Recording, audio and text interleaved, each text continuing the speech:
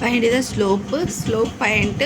Slope formula మనకి slope formula m equal to y2 minus y1 by x2 minus x1. 2 points ఇచ్చినప్పుడు మనని slope find out చేయమని అంటున్నారు.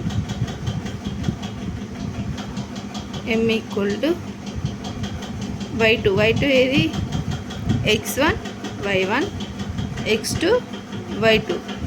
y2 minus 2 minus y1 minus 8 by x2 5 minus x1 4.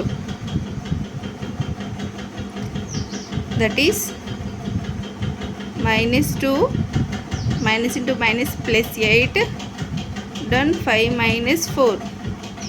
ఒక plus ఒక minus ఉంది కాబట్టి subtract చేయాలి. సబ్ట్రాక్ట్ చేసి గ్రేటర్ వాల్యూ ఏదైతే ఉంటుందో దాన్ని సైన్ పెట్టాలి. So 6 5 minus 1. So slope equal to 6.